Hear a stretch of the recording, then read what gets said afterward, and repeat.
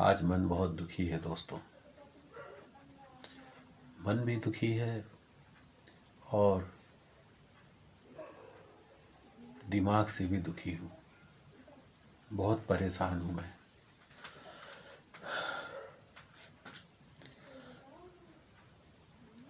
Reason बहुत गहरा घाव है दोस्तों, बहुत गहरा। अभी 2-3 दिन पहले लता मंगेशकर जी के बारे में खबर आई कि वो अब हमारे बीच में नहीं रही। इतना बड़ा आघात था दोस्तों, इतना बड़ा दुख था कि मैं कह नहीं सकता हूँ दोस्तों जितनी मुझे तकलीफ़ हुई, जितनी परेशानी हुई। और उसी के दूसरे दिन हमारे बीच में श्री प्रवीण कुमार जी, जिन्होंने महाभारत में भीम का किरदार निभाया था, वो हमारे बीच से रूठ कर हमसे बहुत दूर चले गए। उस दुनिया में जहाँ से फिर कोई आता नहीं है। बहुत दुख होता है दोस्तों जब कोई अपना बहुत दूर हो जाता है। प्रवीण कुमार जी के बारे में कहूँ तो दोस्तों, मैं उनके बहुत ही करीब था, बहुत ही ख़ास था। और जब जब भी उनसे मुलाकात होती थी तो ऐसा लगता ही नहीं था कि वो इतने बड़े इंसान हैं, पूरे विश्व के जाने माने, और विश्व के जाने माने मतलब प्रसिद्ध व्यक्ति हैं वो। बिल्कुल भी ऐसा नहीं लगता था। इतना सिंपल रहन सहन, बहुत ही साधारण सा व्यवहार, बहुत ही सिंपल सी जीवन शैली। कई बार मन को लगता था कि ये वही हैं जिनको सारी दुनिया जानती है।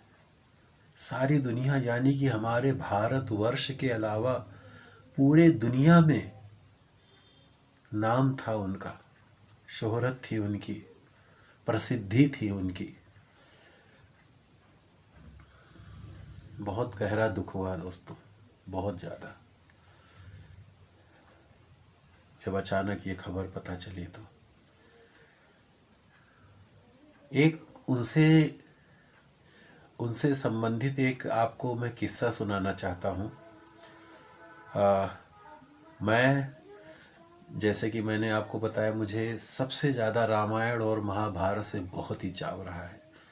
रामायण मैंने कई बार देखा, और महाभारत, अगर मैं अपनी बात करूं तो मुझे फिल्मों से ज़्यादा और सीरियल से ज़्यादा और कथाओं से ज़्यादा और संगीत से ज़्यादा मुझे जो है सबसे ज़्यादा रामायण महाभारत से लगाव था। और जब मैं महाभारत देखता था तो टकटकी लगा के देखता ही रहता था, मतलब वहाँ से हटने का मन ही नहीं करता था। और कई बार मैंने महाभारत देखी, रामायण देखा। रामायण से भी संबंधित आप लोगों को मैं अपनी एक शायद कहानी सुना चुका हूँ या नहीं, कि रामायण में मुझे सबसे ज़्यादा अगर कोई पात्र मुझे अच्छा लगता था, रामायण में मुझे सबसे ज़्यादा अगर कोई अच्छा लगता था वो हनुमान जी। और मैं मन ही मन कहता था कि हे भगवान, मेरे को भी एक बार हनुमान जी से मिलवा दो, मैं भी हनुमान जी से मिलना चाहता हूँ मुझे। पर कहीं ना कहीं मन में आता था कि वो तो इतने बड़े हैं, इतने बड़े शोहरत है, नाम है उनके पास, क्या वो मुझसे मिलेंगे? लेकिन कहते हैं ना, मन की पुकार व्यक्ति आत्मा तक पहुंचा देता है। और जब बॉम्बे में था तो दारा सिंह जी से मिलने का सौभाग्य प्राप्त हुआ था। वो शायद मैंने आप सबके साथ वो फ़ोटो शेयर की है, और बड़ी खुशी होती थी। बाद में तो उनके बेटे के साथ भी काम करने का मौका मिला, बिंदु दारा सिंह जी के साथ, बहुत अच्छा लगा।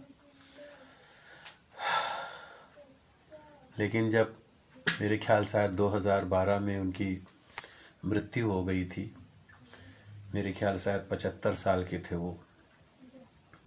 और फिर महाभारत की बात करूँ तो मैं महाभारत में सबसे ज़्यादा मुझे कोई अच्छा लगता था, सबसे बढ़िया कोई लगता था तो वो भीम। और जब भीम की एंट्री होती है पहली बार, और मैं बार बार बार बार सिर्फ और सिर्फ महाभारत में सिर्फ भीम को ही देखता रहता था। और तब भी मेरे मन में ये बात आती थी कि भगवान मुझे भीम से मिलवा दो, भीम जी से मुझे मिलवा दो। फिर वही बात आ जाती थी, मैं तो इतना गरीब आदमी हूँ, इतना ना मेरे पास नाम है, ना शोहरत है, ना पैसा है, क्या मैं उनसे मिल पाऊँगा? या फिर क्या वो मुझसे मिलेंगे? कहीं ऐसा तो नहीं मुझे डांट के भगा दें? या मन में ऐसी कई बातें आती थी। तो बस आत्मा ही आत्मा से बात करता रहता था, और कहीं ना कहीं ये आवाज़ आती थी कि ज़रूर तेरी ये इच्छा ज़रूर पूरी होगी। और फिर प्रवीण कुमार जी से मिलने का मौका मिला, और तुक्के से मुझे ये नहीं पता था कि वो मेरे पड़ोस में ही हैं, यानी कि जैसे मैं पीतमपुरा में रहता हूँ वो अशोक विहार में, मुझे ये भी जानकारी नहीं थी।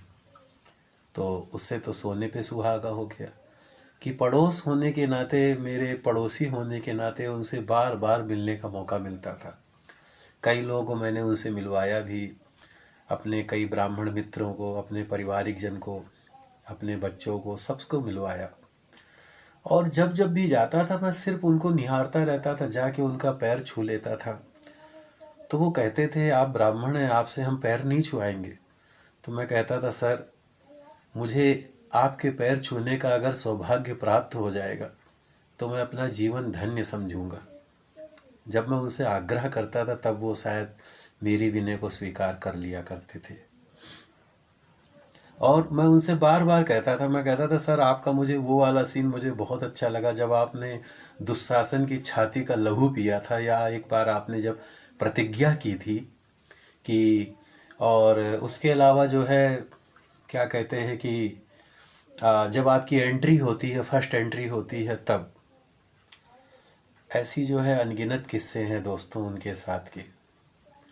और अपने भाइयों को मिलवाता था, तो मेरे भाई का नाम भी कर्ण है, तो बड़े खुश होते थे उससे मिलके, और मेरा नाम किशन है तो बड़े खुश होते थे। और हम भाइयों में भी जैसे अभिमन्यु हैं, कर्ण हैं, बलराम हैं, कृष्ण हैं, रोहित, तो बड़े खुश होते थे कि आप सब लोग महाभारत से संबंधित आप लोगों का नाम है, तो बड़ा अच्छा लगता था। और दोस्तों उनके साथ की एक घटना आपको और बताऊं कि उनकी और मेरी कहानी में कुछ कुछ समानता थोड़ी मोड़ी सी है, ऐसा मैं समझता हूँ। क्योंकि मैं भी जो है 5 भाई हूँ, और भाइयों में मैं मंझला हूँ दोस्तों, यानी दूसरे नंबर का हूँ। और बचपन में मुझे खाने पीने का बड़ा शौक़ था, बहुत ज़्यादा। आप यकीन नहीं करेंगे, 9-9 10-10 रोटियां मैं खा जाया करता था, चूल्हे की रोटियां मोटी मोटी, 9-9 10-10 12-13 रोटी खा जाया करता था। और ये मुझे याद है अच्छी तरीके से कि मैं 3-4 आदमियों के जन का बराबर खाना खाता था बचपन में। तो हर कोई मुझे कहता था भीम आ गया, भीम आ गया, हर कोई मुझे ये कहता था। लेकिन कभी ये नहीं सोचा था कि एक बार वाकई में असली भीम से मिलने का मौका मिलेगा। और मुझे लगता है दोस्तों कि प्रवीण कुमार जी ने जो भीम का पात्र निभाया, पहले भी, आज भी, और आगे आने वाले कल में भी उनके टक्कर का कोई भीम ना हुआ है ना होगा। और मैं कई बार सोचता था, रियल में मैंने तो भीम जी को नहीं देखा था कि जो वाकई में जो महाभारत हुई थी तो उसमें जो भीम थे, लेकिन मैं इनको देखता था तो मुझे लगता था वाकई में मैंने भीम को देख लिया है। जैसे कि दारा सिंह जी को मैं कहता हूँ कि मैंने वाकई में हनुमान जी को नहीं देखा दोस्तों रियल में, कि हनुमान जी कैसे हैं, किस तरीके से होंगे, लेकिन दारा सिंह जी को देखता था तो लगता था कि रियल में यही हनुमान जी हैं। कुछ पात्र दोस्तों ऐसे अमर हो जाते हैं कि उनको जो है ख़त्म नहीं किया जा सकता, उनको जो है झुठलाया नहीं जा सकता, और वो पात्र ऐसे अमर हो जाते हैं कि युगों युगों तक उनकी कीर्ति बरकरार रहती है और उनका नाम कभी नहीं मिटता। कुछ ऐसे ही हमारे प्रवीण कुमार जी दोस्तों, बहुत सीधे साधे इंसान, बहुत प्यारे इंसान, बड़े नेक दिल इंसान। कभी कभी उनकी याद आती थी तो बड़ा मतलब कि सोचता था कि जाऊं अभी तुरंत जाके मिलाऊं, और जैसे ही सोचता था मैं चाहता था फट से तुरंत मैं उनको फ़ोन करता था, सर मैं किशन भारद्वाज हूँ, आपके पास आया था मिलने, अभी मिलने का मन और कर रहा है। बोले अभी तू तो आया था। मैंने कहा नहीं सर, और आना चाहता हूँ। फिर चला जाता था।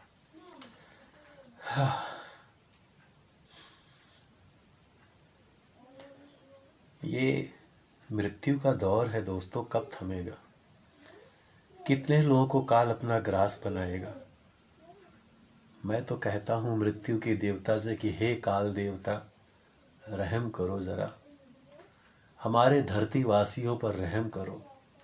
कितनों का परिवार छीनोगे, कितनों को अनाथ करोगे, कितनों के साथ तुम जो है आंसुओं का सैलाब लाओगे। अब तो रहम करो, बहुत हो गया, अब तो रहम करो।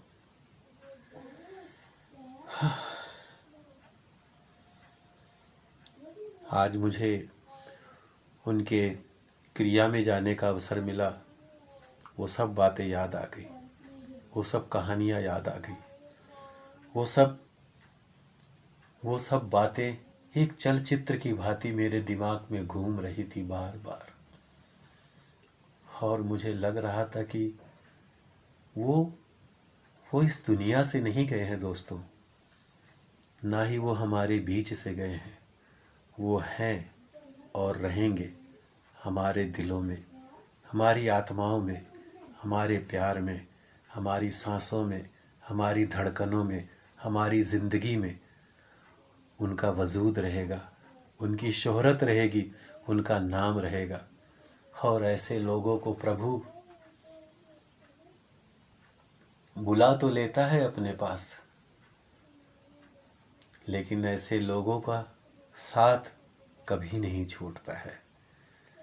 मैं भगवान से प्रार्थना करूंगा कि हे प्रभु, उनको अपने चरणों में स्थान देना, सद्गति प्रदान करना, मोक्ष प्रदान करना, और उनके जीवन में अगर कहीं कोई अपराध हुआ हो तो उस गलती की सज़ा मुझे देना।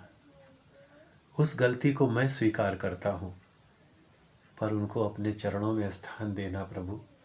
ऐसी अमर आत्माएं बहुत कम ही इस धरातल पर आती हैं, और ऐसी आत्माओं को मैं नमन करता हूँ, प्रणाम करता हूँ। लता मंगेशकर जी को और हमारे श्री प्रवीण कुमार जी को प्रभु अपने चरणों में स्थान दे, सद्गति प्रदान करे।